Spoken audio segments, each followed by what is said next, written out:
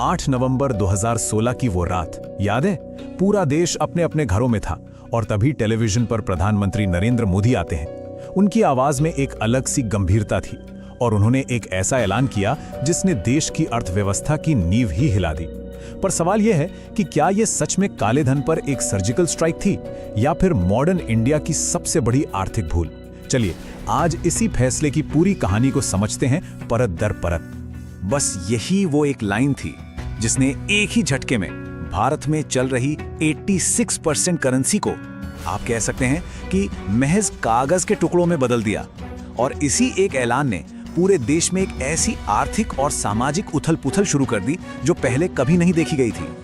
देखिए, फैसला बहुत बड़ा था।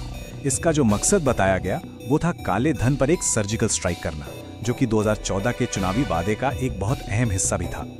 लेकिन सवाल तो यही था कि इतना बड़ा और अचानक लिया गया फैसला, क्या देश इसके लिए तैयार था?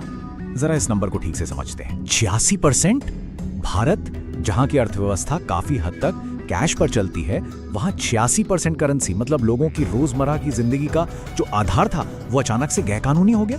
ये तो कुछ ऐसा था जैसे अर्थव्यवस्था की जान ही निकाल ली हो।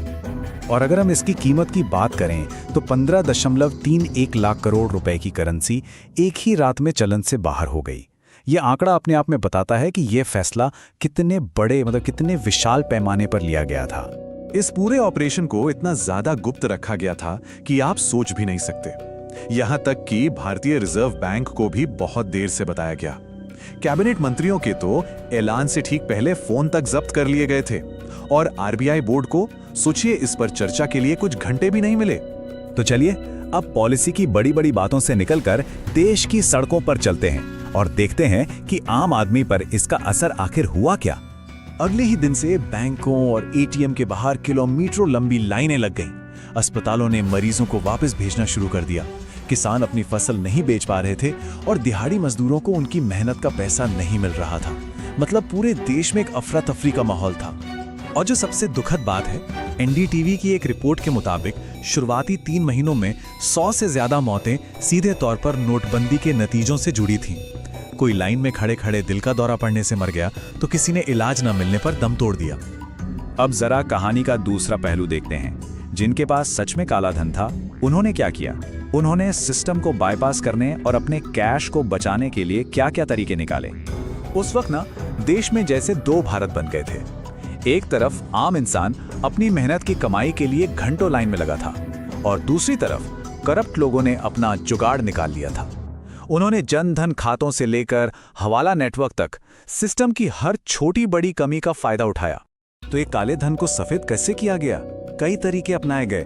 गरीब लोगों के जन धन खातों का इस्तेमाल हुआ।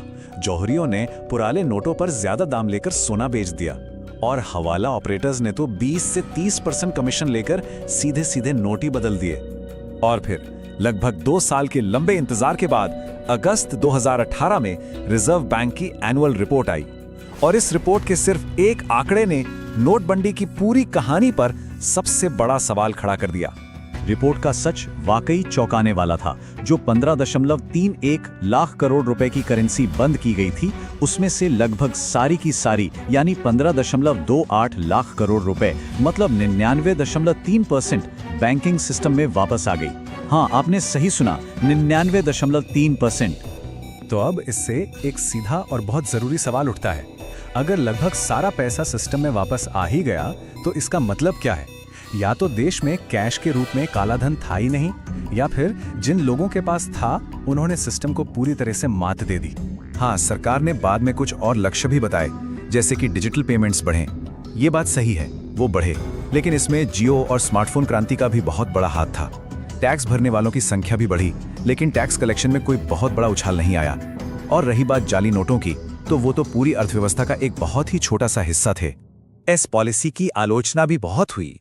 पूर्व प्रधानमंत्री और एक बहुत ही सम्मानित अर्थशास्त्री डॉक्टर मनमोहन सिंह ने तो इसे ऑर्गेनाइज्ड लूट और लीगलाइज्ड प्लंडर, यानी संगठित लूट और कानूनी डाका तक कह दिया था, जो इसके आर्थिक असर पर एक बहुत गंभीर टिप्पणी थी।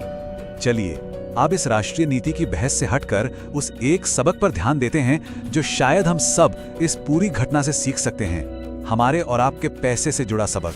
सबसे बड़ा और शायद थोड़ा डराने वाला सबक ये है कि सरकार का सिर्फ एक फैसला रातों रात आपकी जिंदगी भर की बचत की कीमत को बदल सकता है।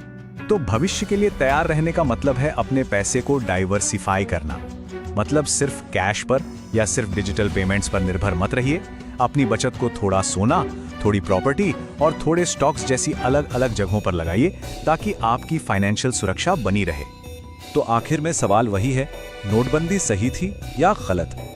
हमने आपके सामने आंकड़े और दोनों तरफ की बातें रखी हैं।